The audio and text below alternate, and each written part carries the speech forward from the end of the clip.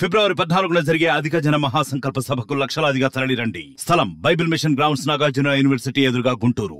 జరిగిన సంఘటన అంటే పేషెంట్ను ఎలుకలు కరిచిన సంఘటనలో చాలా తొందరపాటు చర్యగా మా అధికారులు మా అసిస్టెంట్ ప్రొఫెసర్ డాక్టర్ కావ్య గారిని, అదేవిధంగా అసోసియేట్ ప్రొఫెసర్ డాక్టర్ వసంత్ గారిని సస్పెండ్ చేయడం జరిగింది. అది ఖచ్చితంగా తొందరపాటు చర్య. ఈ చర్యను మేము Telangana teaching government doctors association ఆధ్వర్యంలో ఖండిస్తున్నాం. రాష్ట్ర స్థాయి నుండి మేము టీం కూడా ఇక్కడికి రావడం జరిగింది. మా డాక్టర్లందరం కలిసి కూడా ఈరోజు మేము ఈ ప్రొటెస్ట్ అనేది చేయడం జరుగుతుందండి. ఖచ్చితంగా మా డిఎంఈ గారు, హెల్త్ సెక్రటరీ గారు ఏవైతే వాళ్ళు సస్పెన్షన్ ఆర్డర్స్ ఎవరైతే మా డాక్టర్ల మీద ఇచ్చారో అవి వెంటనే ఎత్తివేయాలి. ఎందుకంటే ఏదైనా ట్రీట్మెంట్ విషయంలోనో లేకపోతే ఏదైనా టీచింగ్ ఎంబీబీఎస్ మిగతా పీజీ పిల్లలకి ఏదైనా టీచింగ్ విషయంలో ఇబ్బంది జరిగితే అప్పుడు డాక్టర్లకు నోటీస్ ఇవ్వడమా లేకపోతే వారిపైన చర్య తీసుకోవడమా అనేది ఉండాలి తప్ప ఇక్కడ శానిటేషన్ అనేది పూర్తిగా అది శానిటేషన్ ఏజెన్సీకి సంబంధించింది, వాళ్ళని చూసేది అధికారులు. సో ఇలా కాకుండా తొందరపాటు చర్యగా ఎవరినో ఇది చేయడానికి మా డాక్టర్లు అనేది బలి చేయడం అనేది ఖచ్చితంగా దీన్ని ఖండిస్తున్నాం. వెంటనే ఉత్తర్వులు వెనక్కి తీసుకోవాలి. ఇప్పుడు ఆల్రెడీ రాష్ట్ర వ్యాప్తంగా మొత్తం తెలంగాణలోని అన్ని మెడికల్ కాలేజు అనుబంధ ఆసుపత్రుల్లో మా డాక్టర్లు అందరూ ఈరోజు బ్లాక్ బ్యాడ్జెస్ ధరించేసి నిరసన అనేది తెలియజేస్తున్నాము. మేము ఈ కనుక ఈ సాయంత్రం లోపల కనుక వాటి ఆర్డర్స్ను అంటే సస్పెన్షన్ను ఎత్తివేస్తున్నట్టు కనుక వాళ్ళ నిర్ణయం కనుక తీసుకోకపోతే రేపు చలో డిఎంఈ కార్యక్రమం నిర్వహిస్తామని కూడా ఆల్రెడీ హెచ్చరించడం జరిగింది. రేపు చలో డిఎంఈ కార్యక్రమం మొత్తం రాష్ట్రంలో ఉన్న కాలేజీ వాళ్ళ అందరము రావడం అనేది జరుగుతుంది. ఇంకా తీవ్ర స్థాయికి వెళ్ళకన్నా ముందే అధికారులు ఖచ్చితంగా తొందరగా నిర్ణయం మళ్ళీ తీసుకొని మా డాక్టర్ల పైన ఏదైతే సస్పెన్షన్ వేశారో అది ఖచ్చితంగా ఎత్తివేయాల్సిన అవసరం ఉంది. ఎందుకంటే ఇక్కడ శానిటేషన్ విషయం అంటే ఇక్కడ హాస్పిటల్ డెవలప్మెంట్ సొసైటీ చైర్మన్ ఉంటారు, ఇక్కడ సూపరింటెండెంట్ ఉంటారు, ఆర్ఎంఓ ఉంటారు.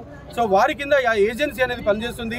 వారు ఖచ్చితంగా దీని పట్ల బాధ్యత వహించాలి తప్ప ఇక్కడ మా డాక్టర్లను భయపెట్టిస్తే ఉన్నరే కొంతమంది, చాలామంది స్టాఫ్ ఉండాలి చేసినా చాలా తక్కువ మంది ఉన్నా కూడా మా వాళ్ళు ఇంత చక్కగా విధులు నిర్వహిస్తున్నారు. ఇంకా సౌకర్యాలు లేకున్నా కూడా ఇంత చక్కగా విధులు నిర్వహిస్తుంటే 10 మంది ఉండాల్సిన చోట 5 డాక్టర్లు ఉంటే ఆ ఉన్న 5లో మీరు ఇద్దరిని సస్పెండ్ చేస్తే ముగ్గురుతోని మరి హాస్పిటల్ ఎట్లా నడుస్తుంది? ఉన్న హెడ్ ఆఫ్ ది డిపార్ట్మెంట్ను కూడా మీరు సస్పెండ్ చేస్తే మరి అసలు డిపార్ట్మెంట్ ఎట్లా నడవాలి? ఇవన్నీ ఏమీ ఆలోచించకుండా అధికారులు ఇంత తొందరపాటు నిర్ణయం ఎందుకు తీసుకున్నా అర్థమవుతలేదు. మరి మిగతా వాళ్ళందరూ కూడా భయపడుతున్నారు. మరి మా రాష్ట్రంలో ఉన్నటువంటి డాక్టర్లు అందరం కూడా మేము మరి స్టెథోస్కోప్ పక్కన పెట్టేసేసి మాకు మరి చీపుర్లు కడడానికి నేర్పిస్తే మరి టీచింగ్ అదంతా శానిటేషన్ ఏజెన్సీకి, అదేవిధంగా ట్రీట్మెంట్ అంతా శానిటేషన్ ఏజెన్సీకి ఇచ్చి మాకు కడవడం తుడవడం మరి నేర్పండి. డాక్టర్లు అందరము స్టెథోస్కోప్ పక్కన పెట్టేసి ఇక రోజు వార్డులు అవన్నీ తుడుచుకుంటూ కూర్చుంటాము, ఎలుకలను కుక్కలను పట్టుకుంటూ కూర్చుంటాము.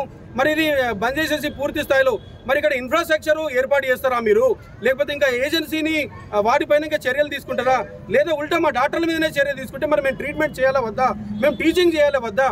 మరి మేము దేని మీద దృష్టి సారించాలి? ఈ కుక్కలను పట్టుకోవడము, ఈ పందులను చూసుకోవడము, ఎలుకలను చూసుకోవడమే డాక్టర్ల పని అంటే మరి శానిటైజేషన్ ఏజెన్సీ అనేది హాస్పిటల్లో ఎందుకు పెట్టిరు? వాళ్ళకు లక్షలు కోట్లలో రూపాయలు మరి ఎందుకు కట్టబెడుతున్నారు? మరి ఆ పని వాళ్ళు చేయకుండా డాక్టర్లే ఈ పని చేయాలంటే ఎట్లా సాధ్యం అనేది మరి అధికారులు గ్రహించాల్సిన అవసరం ఉంది. వెంటనే మీరు భేషజాలకు పోకుండా ఖచ్చితంగా అనవసరంగా ఇది ఇంకా తీవ్ర స్థాయికి వెళ్ళే అవకాశం ఉంటుంది.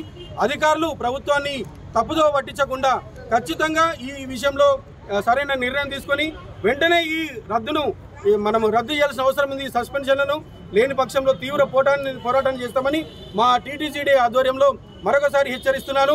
మరిన్ని వీడియోస్ కోసం ఛానల్ ని సబ్స్క్రైబ్ చేయండి, లేటెస్ట్ అప్డేట్స్ కోసం వాట్సాప్ ఛానల్ ని ఫాలో చేయండి అండ్ లింక్ డిస్క్రిప్షన్ లో ఉంది.